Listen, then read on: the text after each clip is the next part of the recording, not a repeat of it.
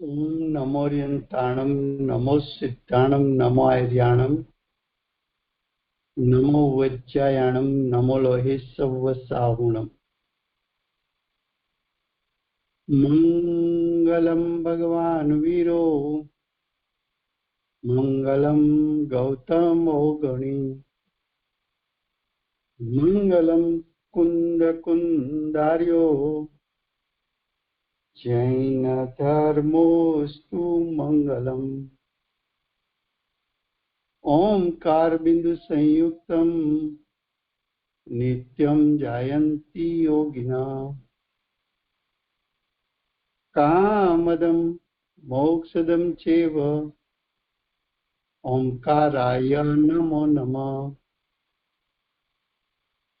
अहोपकार जिनवर्णो कुंदनो ध्वनि दिव्यनो जेन कुंद ध्वनि आप्या अहो आ गुरु काहनो तुझ ज्ञान न ध्यान नो रंग अमया दर्श रहो हो शिव पद तक तुझ संग माता हाथ ग्रहो। ये पंचास्तिकाई नाम का ये प्रवचन नाम का परम अध्यात्म शास्त्र है। आचार्य भगवान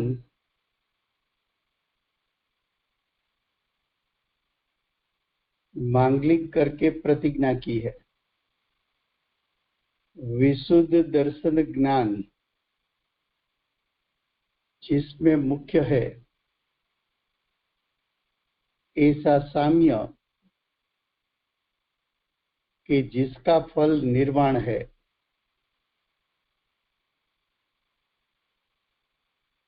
तो आचार्य भगवान ने ऐसी प्रतिज्ञा की। उसमें से साम्य शब्द में से सम्यक चारित्र अधिकार खोला, चरणानुयोग चुल्लिका खोली। सम्यक चारित्र दशा कल तक हमने सम्यक चारित्र दशा में जो बात की थी उसमें एक बात और कहनी है, उसके बाद प्रवचन सार चालू करेंगे। तो हमने ये बात बताई थी कि चारित्र का वर्णन दो प्रकार से होगा, निश्चय और व्यवहार। दूसरा प्रकार कर्म सापेक्ष सम्यक चारित्र का वर्णन।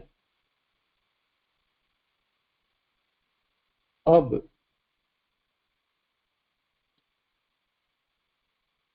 चारित्र गुण की पर्याय का विषय कितना है उसमें हमने एक बात बताई थी, 13 प्रकार का चारित्र और 5 प्रकार का चारित्र, दो बात बताई थी। अब देखो, सम्यक चारित्र की पर्याय में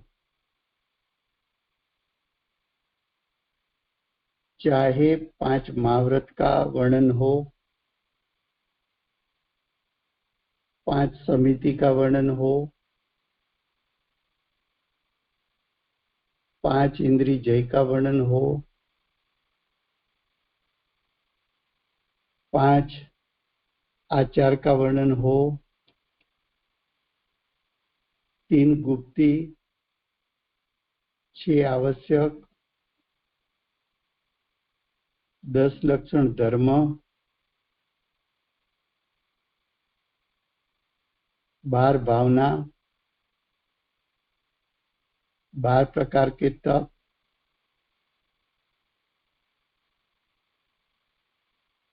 22 प्रकार के परिसर,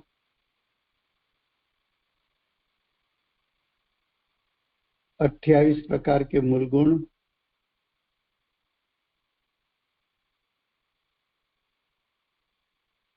सामायिक परिहार विशुद्धि, छेदोक स्थापन, सूक्ष्म सांप्राय,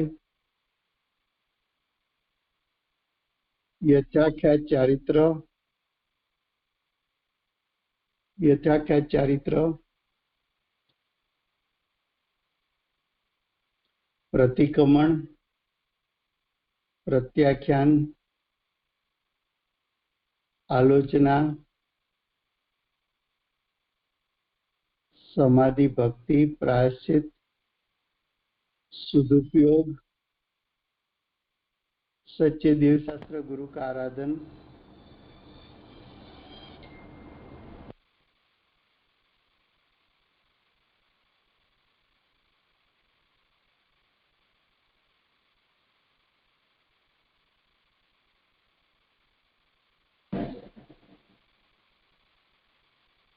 और ध्यान, ये सभी का वर्णन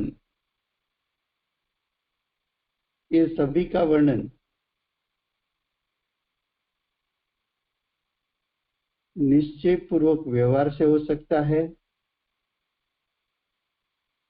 और सभी का वर्णन कर्म सापेक्ष हो सकता है। अब देखो, गुरुदेव का प्रवचन चलता है,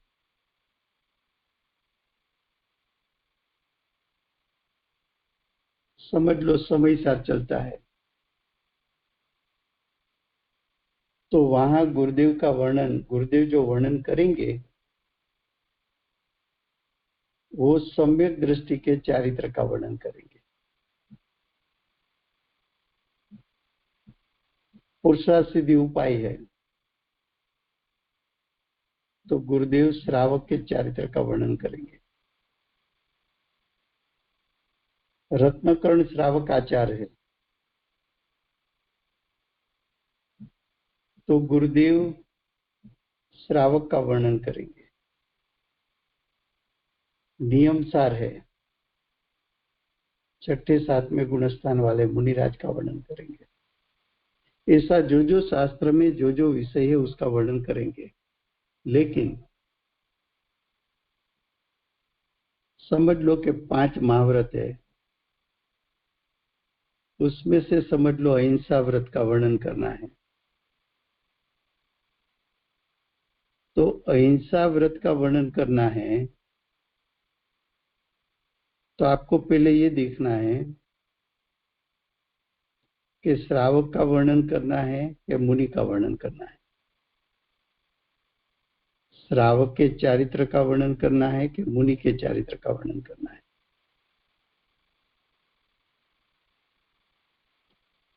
तो समझ लो कि मुनि के चारित्र का वर्णन करना है,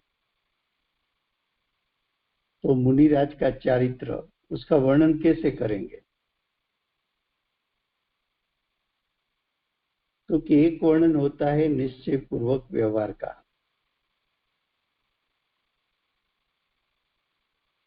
तो निश्चय पूर्वक व्यवहार का वर्णन करना है तो मुनिराज की भूमिका में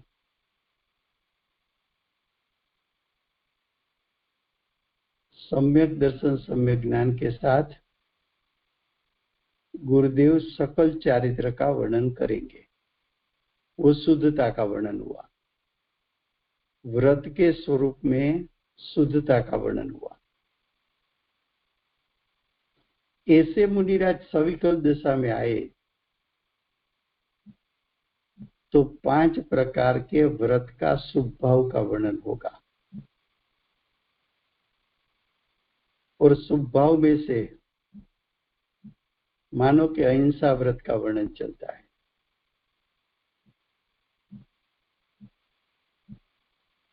तो मुनिराज की अहिंसा व्रत में शुभ भाव का वर्णन कैसे होता है? अशुभ के त्याग का वर्णन कैसे होता है?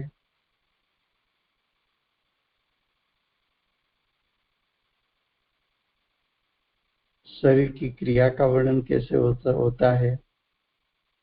बाह्य त्याग का वर्णन कैसे होता है? तो देखो, मुनिराज की भूमिका में अहिंसा व्रत का वर्णन करना है, तो मुनि को सम्यक दर्शन सम्यक ज्ञान सहित सकल चारित्र प्रकट हुआ है। तो मुनि को विश्व के सभी जीवों के प्रति करुणा का भाव है।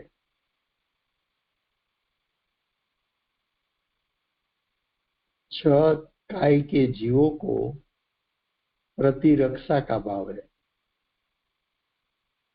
वो मुनिराज की भूमिका में त्रस और स्थावर जीव की रक्षा होवे, ऐसा शुभ भाव है। अशुभ के त्याग में मुनिराज की कोई क्रिया ऐसी नहीं होगी कि जिसके कारण जीव की हिंसा हो।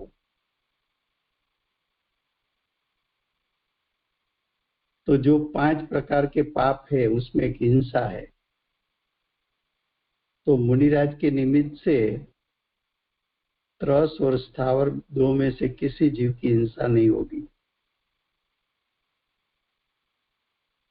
शरीर की क्रिया, मुनिराज कहीं चलेंगे तो 2.5 हाथ आगे देख के चलेंगे कि अपने निमित्त से त्रस या स्थावर जीव की हिंसा न हो।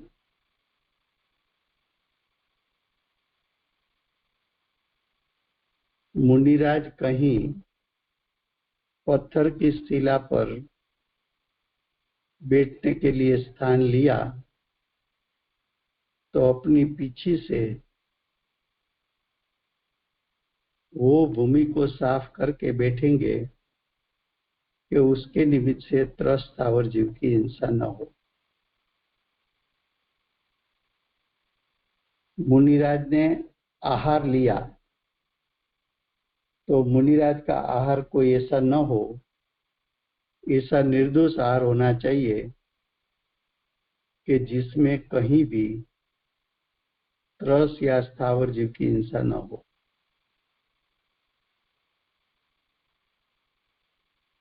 तो देखो, सबसे बड़ी हिंसा कई होती है तो कि जीव के भाव में कसाई उत्पन्न होना, वो भाव हिंसा है। तो मुनिराज ज्यादा से ज्यादा आत्म स्वभाव में लीन रहना चाहते हैं जिससे भाव हिंसा न हो। आज ही बेंसरी का वचनामृत पर गुरुदेव का प्रवचन चलता था, तो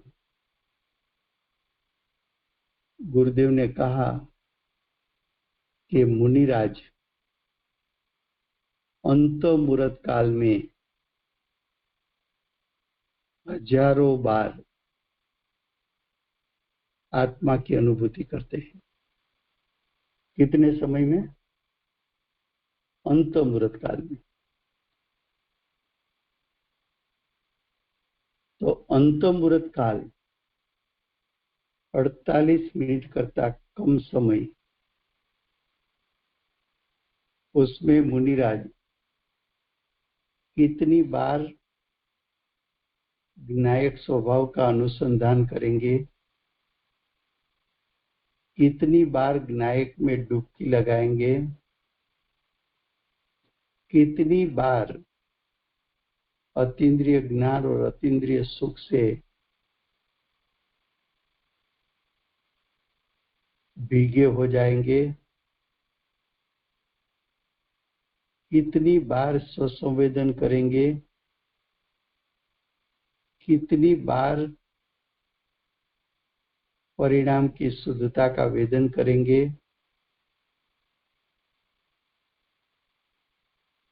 हजारों बार अंत मुहूर्त काल में 48 मिनट करता कम समय में। तो देखो, ऐसे मुनिराज को जो हजारों बार स्वभाव सन्मुखता होती है, तो विकल्प तो कितना कम रहा, विकल्प में रहना ही नहीं चाहते।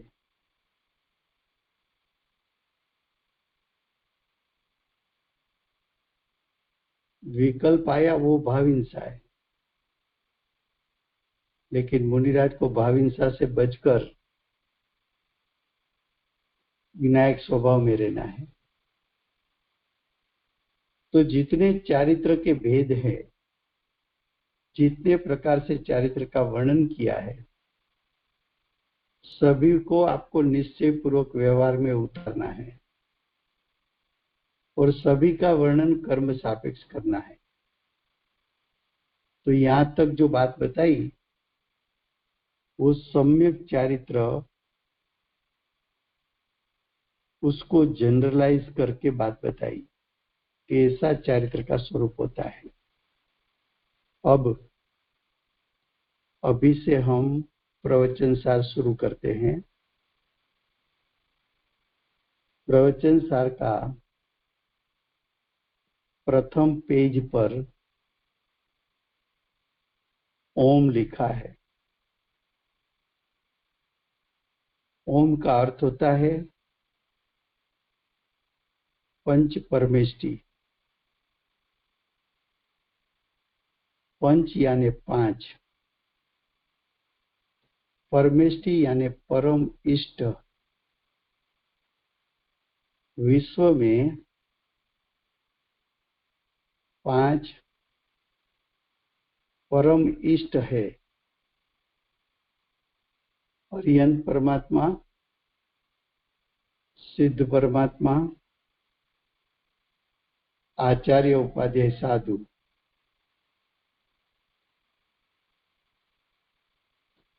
पांच जीवों के लिए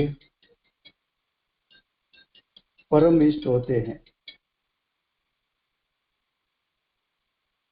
पांच में पर्यंत और सिद्ध परमात्मा देव है, मोक्ष में है।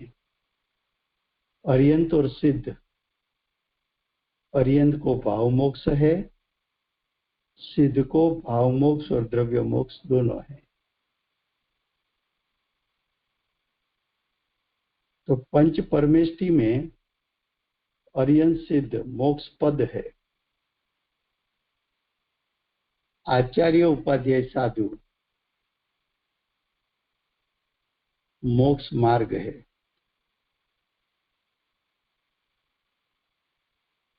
ये शास्त्र भी मोक्ष मार्ग और उसका फल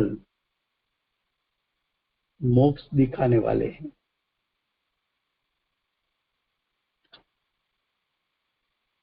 ओम का दूसरा अर्थ होता है दिव्य ध्वनि।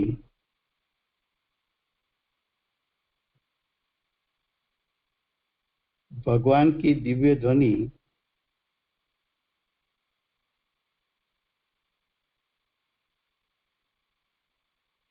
तीर्थंकर भगवान की वाणी होती है, उसको ओम ध्वनि भी कहने में आता है। भगवान की वाणी में से गणधर, चार ज्ञान के धनी, सम्यक मति ज्ञान, श्रुत ज्ञान, औधि ज्ञान, मन परिज्ञान, चार ज्ञान के धनी हैं और गणधर रुधिधारी होते हैं।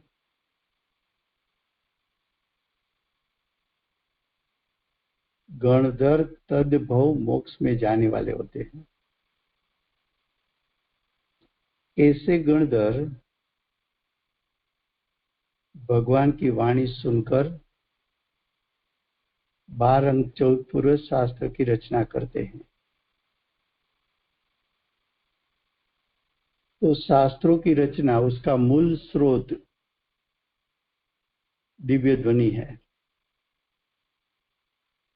उसको ओम कहने में आता है। ये शास्त्र के रचयिता कुंकुंदाचार्य देव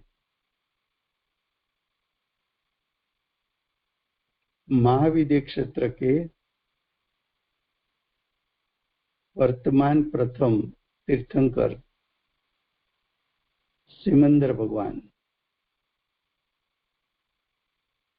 उसकी वाणी सुनकर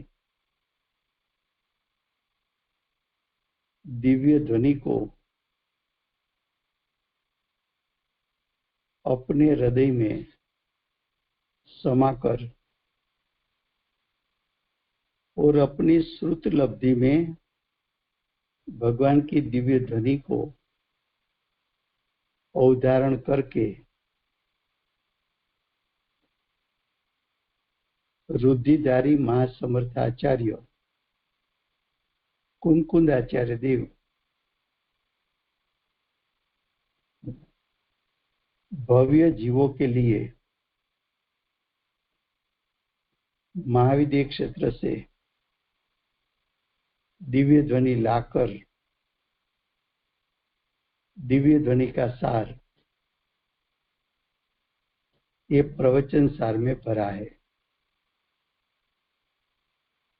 यही कुंकुंदाचार्य देव ने पंचास्तिकाई में कहा कि 4 गति का नाश करना है तो तीर्थंकर भगवान की वाणी सुन। कुंकुंदाचार्य देव हमारे जैसे जीवों पर करुणा करके महाविद्य क्षेत्र से तीर्थंकर भगवान की वाणी को साथ में लाकर ये प्रवचन सार आदि आगमों में वो वाणी को भरा है। उसका अर्थ ये तीर्थंकर भगवान की वाणी है। इस वाणी को सुनकर तो 4 गति का नाश कर सकते हो।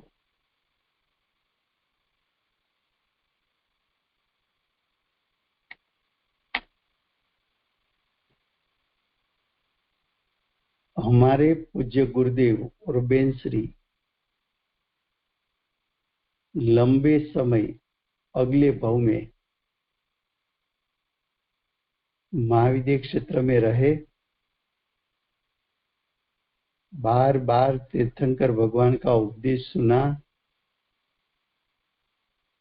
ओम ध्वनि सुनी। ये ओम ध्वनि गुरुदेव और बेनश्री ओम ध्वनि का संस्कार यहाँ लेके आए हैं।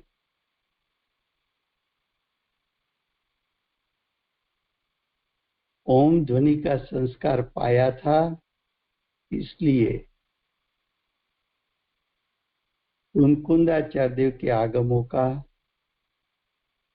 अर्थ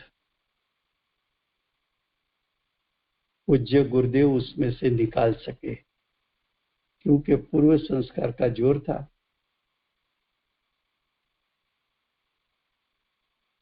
गुरुदेव को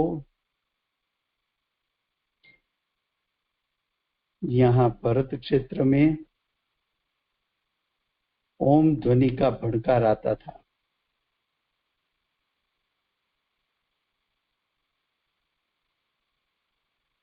गुरुदेव को ओम ध्वनि, उसका भड़कार 12.5 करोड़ वाजिंत्रों के नाद, उसका गुंजावर आता था। एक बार गुरुदेव ने ये बात नारायण भाई को बताई। नारायण भाई तर्कवादी थे। उसने गुरुदेव को कहा कि आप किसी तीर्थंकर के पास से यहाँ आए हो, ऐसा लगता है।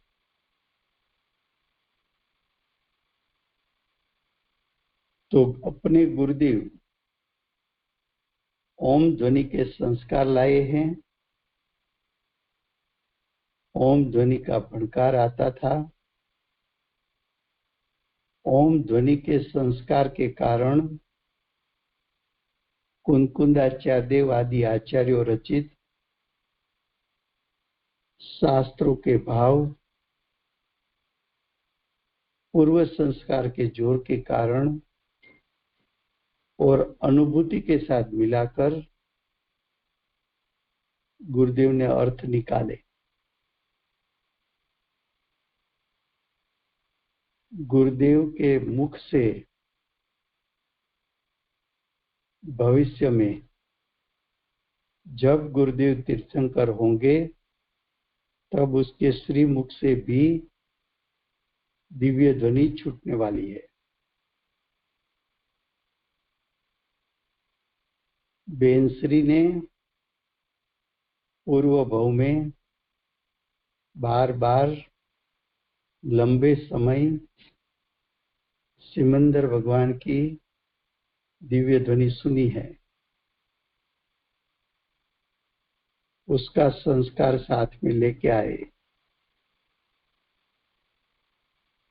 पूर्व संस्कार का जोर और वर्तमान गुरुदेव का निमित्तपना पाकर बेंसरी को स्वानुभूति युक्त जातिस्मरण ज्ञान प्रकट हुआ। वो जातिस्मरण ज्ञान में सिमंदर भगवान के पास उसकी वाणी में क्या क्या सुना था, ये सब बात जातिस्मरण के माध्यम से याद आई। बेंसरी को यह भी याद आया कि हमारे गुरुदेव वहां तीर्थंकर भगवान की वाणी सुनकर यहाँ आए। उसके जाति स्मरण में ये भी बात आई कि हमारे गुरुदेव के श्रीमुख से भविष्य में ओम ध्वनि छूटने वाली है।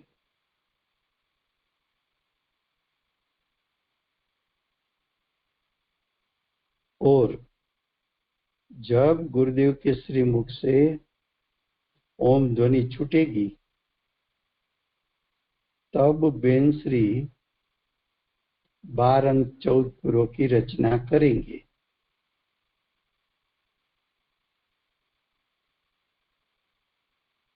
वहां तो जब गुरुदेव तीर्थंकर होंगे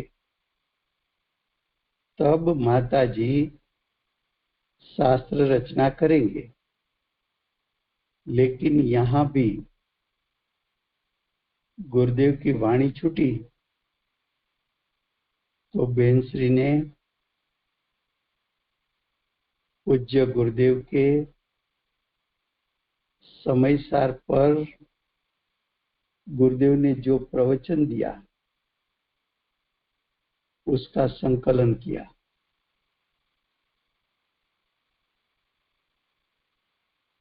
गुरुदेव के साहित्य समुद्र में से बेंसरी ने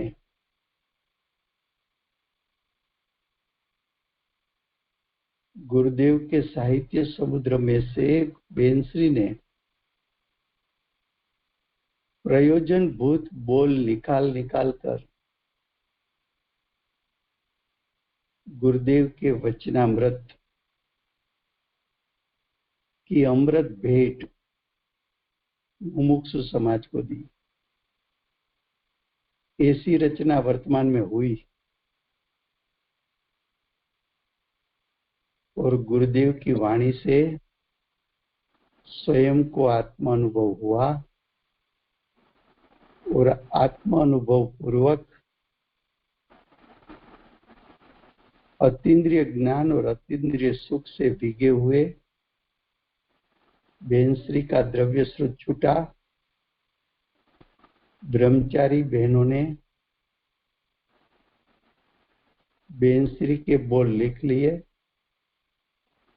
उसमें से बेनश्री वचनामृत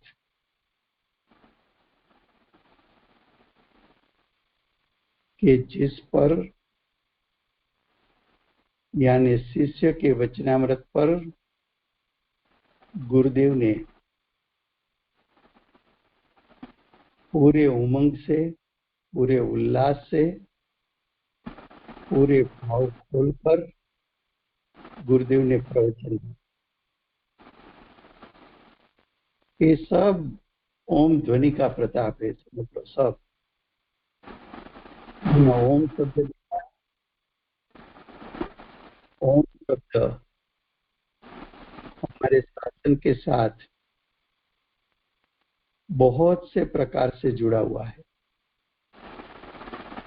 तो प्रथम शब्द ओम। अब नमः सिद्धेभ्य, सिद्ध परमात्मा को वंदन।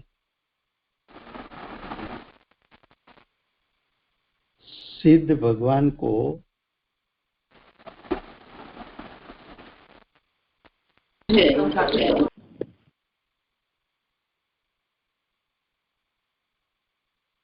सिद्धेभ्यो नमः। अशरीरी से सिद्ध परमात्मा, अष्टगुणधारी,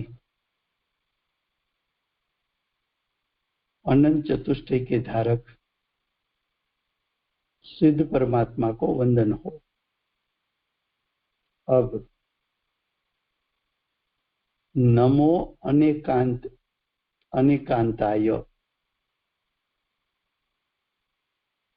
वस्तु का स्वरूप अनेकांत है। तेरे ज्ञायक का स्वरूप अनेकांत है। अनेकांतमय स्वरूप, वस्तु स्वरूप,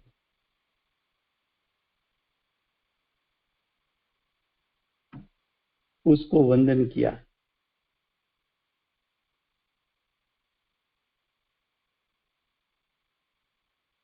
अनेकांत को सरस्वती भी कहते हैं। अनेकांत का स्वरूप भगवान की दिव्य ध्वनि में आता है। वो दिव्य ध्वनि भी पूजनिक है, क्योंकि दिव्य ध्वनि के निमित्त से जीव चार गति का नाश कर सकता है। आगे लिखा है श्रीमद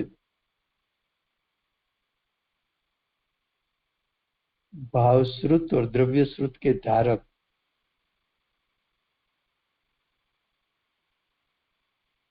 श्रीमद का अर्थ होता है भावश्रुत ज्ञान और द्रव्य श्रुत ज्ञान के धारक।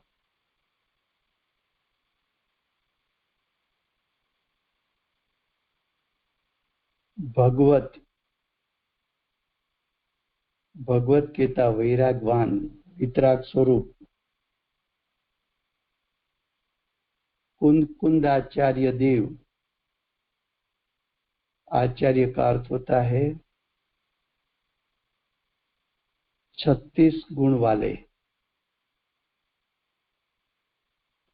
आचार्य का अर्थ होता है मुनि संघ को दीक्षा शिक्षा देने वाले।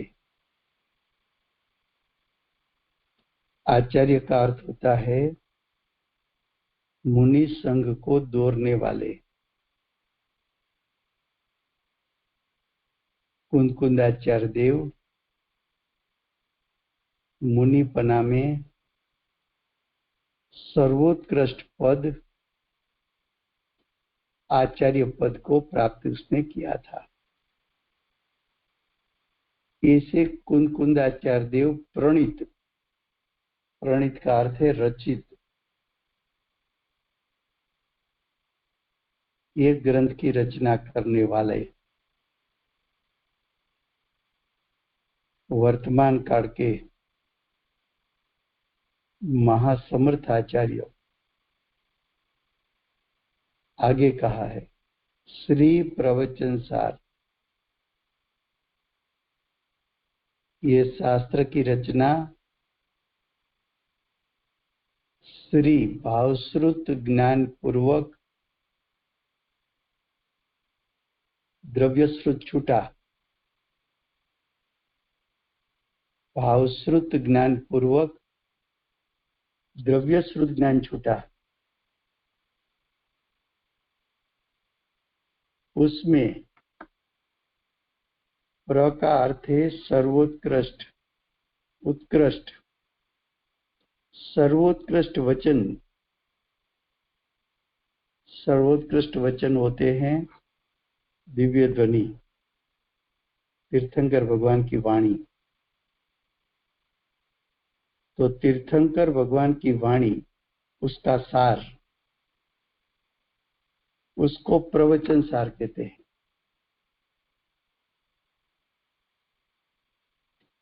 उसको प्रवचन सार कहते हैं।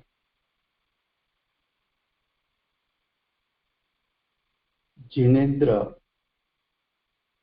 भगवान के वचन का सार, उसको प्रवचन सार कहते हैं।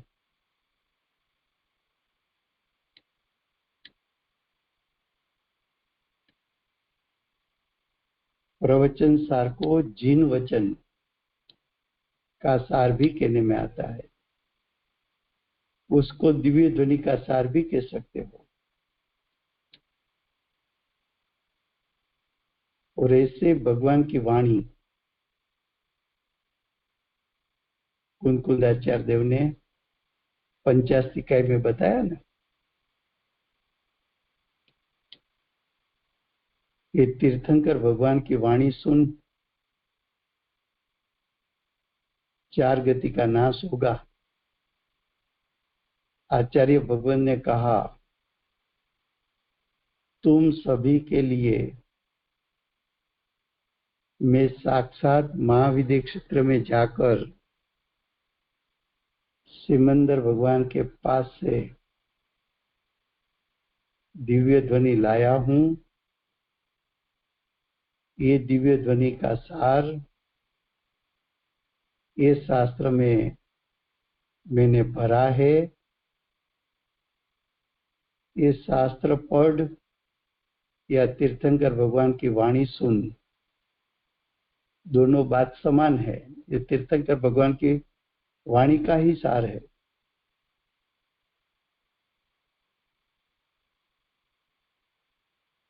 वर्तमान में साक्षात तीर्थंकर नहीं है, ऐसी बात बताकर तू तेरी जिम्मेदारी से खिसक मत जाना। हम तेरे लिए तीर्थंकर भगवान की वाणी साथ में लाए हैं। ये वाणी को हमारे अनुभव के साथ मिलाया है।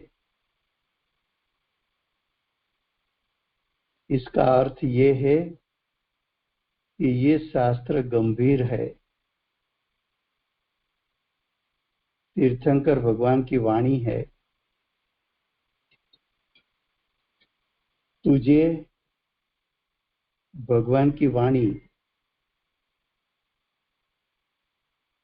धीर गंभीरता से अभ्यास करना है।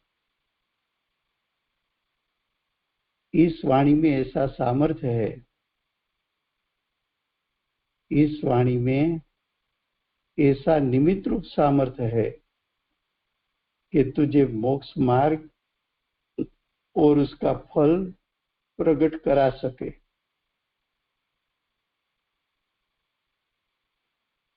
तू जब ये वाणी को अभ्यास कर तो 5 इंद्रिय को एकाग्र करके, मन को एकाग्र करके, प्रयोजन को लक्ष्य में रखते हुए इस शास्त्र का अभ्यास करना। सिर्फ शब्द ज्ञान नहीं करना है, भाव भाषण करना है, भाव को पलटाना है।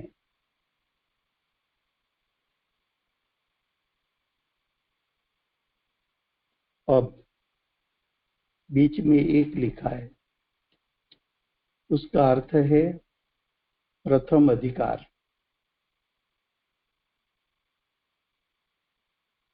प्रथम अधिकार का नाम दिया है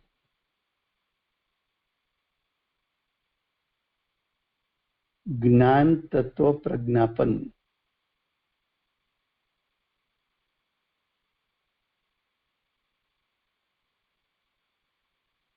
ज्ञान का अर्थ है, ज्ञान तत्व का अर्थ है सम्यक ज्ञान। सम्यक ज्ञान, प्रज्ञापन का अर्थ है कथन। यहां सम्यक ज्ञान का कथन होगा प्रथम अधिकार में। अब आगे कहा, श्रीमद अमृत चंद्र आचार्य देव। अमृत चंद्र सूरी, सूरी का अर्थ होता है मुनि। सूरी का अर्थ होता है मुनि। श्रीमद का अर्थ होता है, ऊपर किया था अर्थ, भावश्रुत ज्ञान और द्रव्य श्रुत ज्ञान के धारक अमृत चंद्र आचार्य देव भावश्रुत और द्रव्य श्रुत के धारक है। अमृत चंद्र आचार्य देव कुंकुंदाचार्य देव के बाद 1000 साल बाद हुए हैं। पूज्य गुरुदेव कहते थे कि अमृत चंद्र आचार्य देव कुंकुंदाचार्य देव के हृदय में बैठकर उसका अर्थ क्या, तो कि कुंकुंदाचार्य देव के हृदय में जो भाव है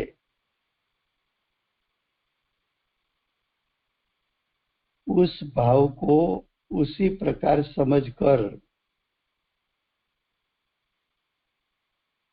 अमृत चंद्र आचार्य देव ने ये प्रवचन सार शास्त्र की टीका, टीका का अर्थ है विशेष कथन, टीका का अर्थ है विशेष विस्तार। तो अमृत चंद्र आचार्य देव ने कुंकुंदाचार्य देव के ये प्रवचन सार शास्त्र का टीका की रचना की है।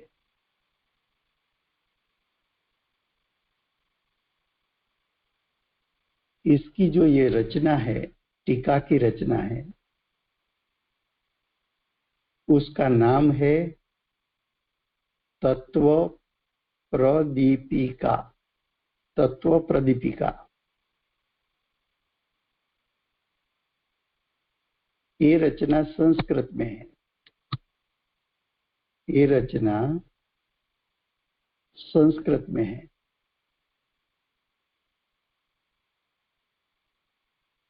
प्रवचन सार की टीका 2 आचार्यों ने की है,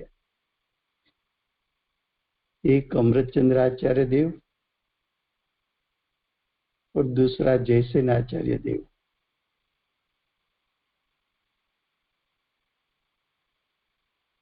दोनों ने की है। अमृत चंद्र आचार्य देव की टीका तत्व प्रदीपिका के नाम से पहचानी जाती है।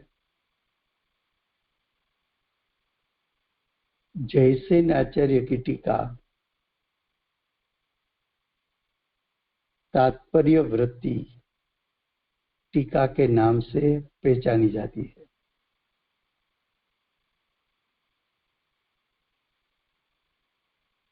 यहाँ जो ज्ञान तत्व शब्द लिखा है उसका एक अर्थ है सम्यक ज्ञान,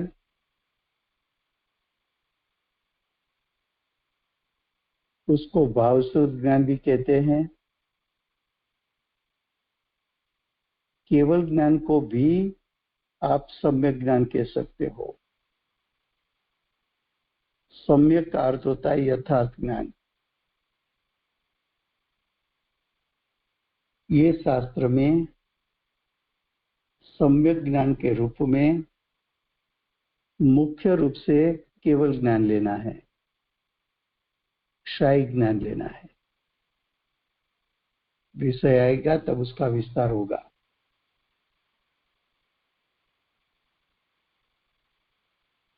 अब जो ये प्रवचन सार है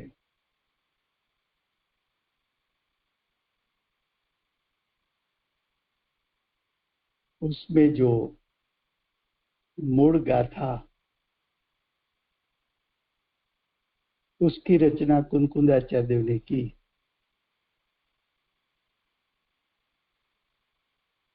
और उसकी टीका तो तत्व प्रदीपिका जो अमृत चंद्राचार्य देव ने की। उन दोनों का गुजराती अनुवाद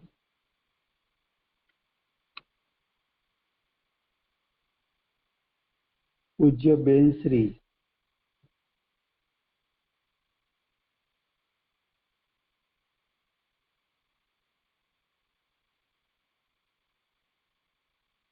उसके भाई बेन श्री से 6 साल बड़े थे, भाई पंडित हिम्मत भाई,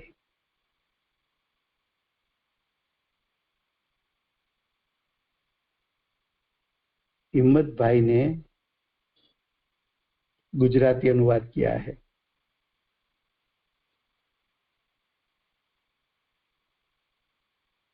सबसे पहला समयसार का गुजराती अनुवाद के लिए गुरुदेव ने आज्ञा की और बेनश्री ने भी गुरुदेव की आज्ञा को अनुमोदन देकर पंडित हिम्मत भाई को आशीर्वाद देकर आगमों का अनुवाद ऐसा महान कार्य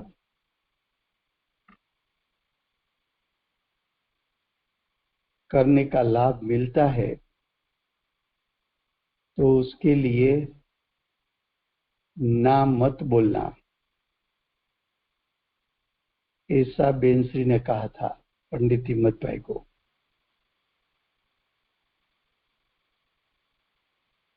पंडित हिम्मत भाई ने भवभीरु होकर, भव का डर रखकर पूरी सावधानी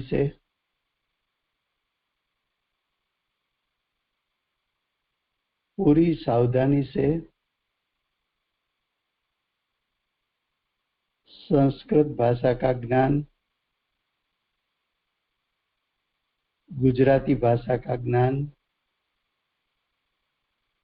उसका व्याकरण और ये सभी से भी ज्यादा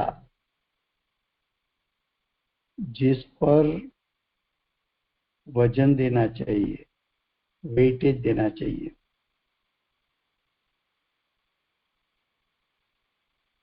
जो तत्व संबंधी स्पष्ट विचार तत्व का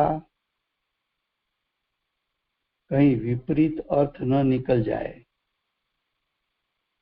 उसकी सावधानी रख के ये गुजराती भाषांतर किया है। जहां सभी जगह जो मूल शब्द है वही रखे गए हैं। मूल शब्द के बारे में कुछ कहना है तो ब्रैकेट में लिखा है, मूल शब्द को चेंज नहीं किया गया है। मूल शब्द का एक से अधिक अर्थ होता है तो फुटनोट में दिया है।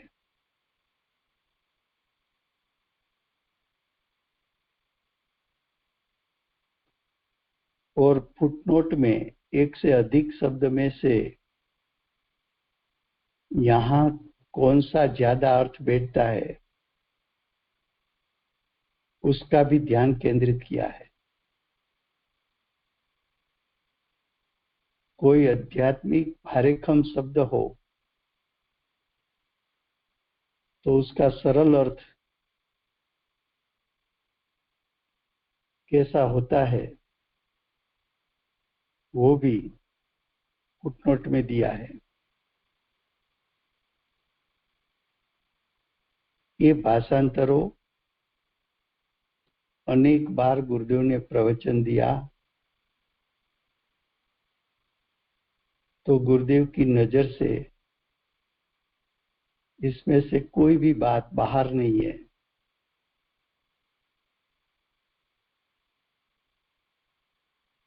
ये भाषांतरों को करीबन 75 साल हुआ, आज तक उसके भाषांतरों के बारे में किसी ने चैलेंज नहीं किया है।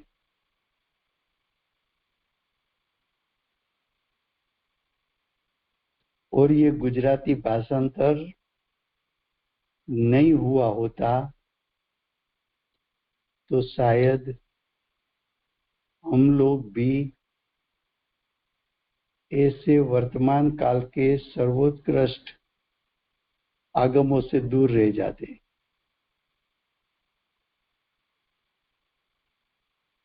पूज्य गुरुदेव और माता जी का तो समाज पर अनंत उपकार है। कुंकुंदाचार्य देव का उपकार उससे भी अधिक है।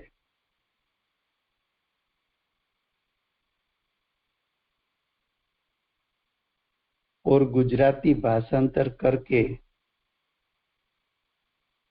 कुछ प्रकार का समाज पर उपकार पंडित हिम्मत भाई ने भी किया है। सबका अपने अपने स्थान पर उपकार अवस्था है। तो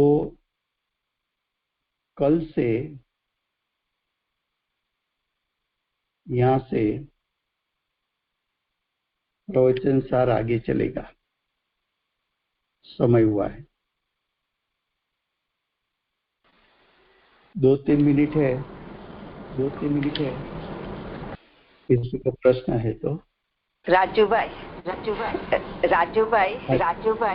ગુરુદેવ શ્રી કે છે ને, ગુરુદેવ શ્રી કે કુનકુંદાચાર્ય દેવે તીર્થંકર જેવું કામ કર્યું ને અમૃતચંદ્ર આચાર્ય ગણધરજી જેવું કામ કર્યું છે કે આ કાળમાં એમ પ્રવચનમાં હા એવી જેવી રીતના ગુરુદેવ શ્રી તીર્થંકર જેવું કર્યું, માતાજીએ ગણધરજી જેવું આપણને કર્યું ને આ કાળમાં, એવી રીતના જે એ લોકોનું કે છે હા એવી રીતના એવું કે હા એ રીતના બહુ સારું. અને આપણે રાજુભાઈ ગુરુદેવ શ્રીના વચનામૃત છે એ માતાજીએ લખેલા છે બોલ ચૂની ચૂનીને? એટલે એમણે આજ્ઞા આપેલી ચંદુભાઈને કે ગુરુદેવના સાહિત્યમાંથી, સાહિત્ય સમુદ્રમાંથી બધા વચન ચૂંટીને લાવવાનું. પણ સાથે સાથે બેનશ્રી એમ પણ કહે કે ગુરુદેવ આ બોલ્યા હતા એ લાવજો, ઓલું બોલ્યા હતા એ લાવજો, ઓલું બોલ્યા હતા એ લાવજો.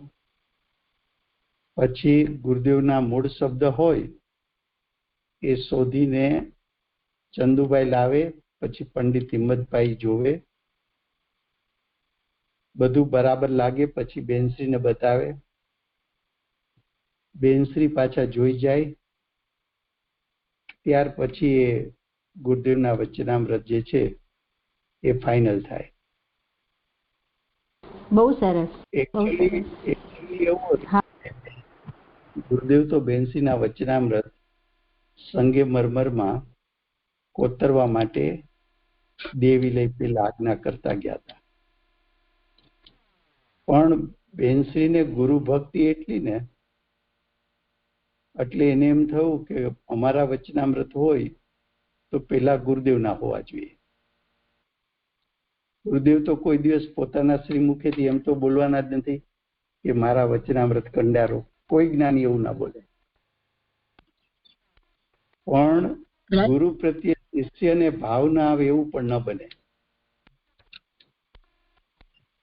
એટલે રાજુભાઈ, હાજી, આપણે સમ્યક દર્શન જ્ઞાન ચારિત્ર હોય તો આમાં પેલું કેમ જ્ઞાન લીધું એનું સમજાવશો?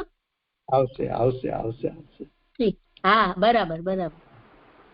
રાજુભાઈ પહેલા ગુરુદેવની વાત પૂરી કરો. એટલે બેનશ્રીને ગુરુ પ્રત્યે એટલી ભાવના અને નિશ્ચયપૂર્વકનો વ્યવહાર એવો જ હોય કે શિષ્ય જ્ઞાની હોય પણ શિષ્યને એમ જ થાય કે અમારું કાંઈ ન હોય, પેલા ગુરુનું હોય.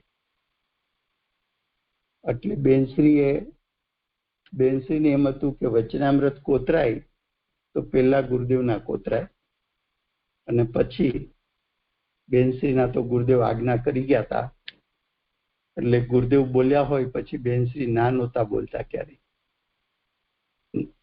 એટલે ગુરુદેવના વચનામૃત બધા એનું સંશોધન થયું, સંકલન થયું. સંકલન કંડારવા માટે નક્કી થયું. પછી એમ નક્કી થયું કે જો આપણે નંદીશ્વર જિનાલયમાં ગુરુદેવના વચનામૃત કંડારીએ છીએ તો એને પુસ્તક રૂપે પણ પ્રકાશિત કરીએ. એટલે ગુરુદેવના વચનામૃત નું પ્રકાશન પણ થયું. ઓકે, બહુ સરસ. એકદમ સાચી વાત છે. સનાતન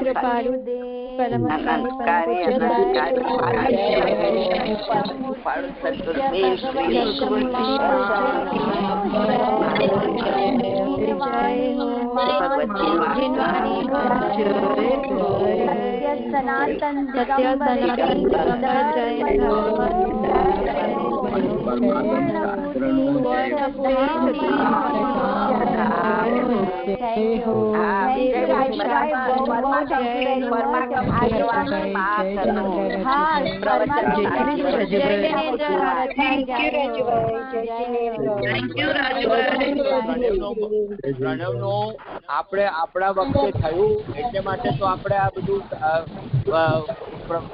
શાસ્ત્રનો કરી શકીએ છીએ. ગુરુદેવે સમજાવ્યું, માતાજીનું માર્ગદર્શન હતું અને પછી મામાશ્રીએ અનુવાદ કર્યું. એટલે આપણે માટે તો ત્રણેયનો સખત આભાર છે ભાઈ. Thank you. રાજુભાઈ આપણે કેટલા નસીબદાર છીએ. રાજુભાઈ કેટલા નસીબદાર છે કે કેવા જીવોનો આપણને મેળ થયો છે. તીર્થંકરનું પુણ્ય, ગુરુદેવનું પુણ્ય એવું હતું કે બધું ગોઠવાઈ જાય, બધું ગોઠવાઈ હિંમત મામા અને બધાએ જો આ કાર્ય ન કર્યું હોત તો કઈ રીતના આપણે આપણા આત્માને ઘોળતી જ ન ખબર પડે. પણ તીર્થંકર નું પુણ્ય જેવું હોય કે આપોઆપ થઈ જાય કે રાજુભાઈ એવું હોય. એટલું તો પુણ્ય એટલે આપણું પણ એટલું પુણ્ય આપણે લઈને આવ્યા છીએ. એટલે આ જીવ તીર્થંકર થવાનો છે એટલે એમનું તો પુણ્ય છે જ. તીર્થંકરને ગણધર કરવાના છે, ચૂકવવાનું છે. આપણે એ લાઈનમાં ઉભા છીએ આપણા માટે. આપણે એ લાઈનમાં છીએ એમની સાથે. ઈ મહત્વનું છે અત્યારે તો. અચ્છા, અને નહીં, રાજુભાઈ બહુ તમારા સરસ તમે 1000 અને સમજાવો છો. રાજુભાઈ બહુ સમજાવે, સરસ વિશેષ સમજાવો છો. રાજુભાઈ અને ખુલાસા કરે છે. રાજુભાઈએ લખેલા 1008 નામ વાંચજો જરૂરથી. બહુ જ અદ્ભુત છે, અરે, બહુ બહુ જ જ અદ્ભુત છે. એક અદ્ભુત, એક શબ્દ અદ્ભુત. વાંચજો. એટલો ભાવ આવે છે. ગઈકાલે મેં કમસે કમ 600 જેટલા વાંચ્યા. જે મને ભાવ આવ્યો છે એના માટે બી thank you very much Rajubhai. બહુ Thank you, બહુ ભાઈ. સરસ Thank you, Rajubhai. Thank you. Rajubhai. જય જિનેન્દ્ર. Thank you તમને. જય જિનેન્દ્ર. Thank જય you, જિનેન્દ્રભાઈ. Thank you, Thank you. Rajubhai. જય જિનેન્દ્ર. રાજુભાઈ, આજે પાઠશાળા છે? આજે પાઠશાળા છે ને રાજુભાઈ? પાઠશાળા છે? આ પાઠશાળા છે. જય જિનેન્દ્ર. આજે રાતના નથી ને રાજુભાઈ? આજે રાતના નથી. Very much Rajubhai. રાતના fine, છે ને રાજુભાઈ? સારું. હા, થેન્ક યુ રાજુભાઈ. ચાલો, જય Jinendra. Thank you. Thank you Rajubhai. Thank you. Thank you Rajubhai. જય જિનેન્દ્ર. Thank you. જય જિનેન્દ્ર. જય જિનેન્દ્ર.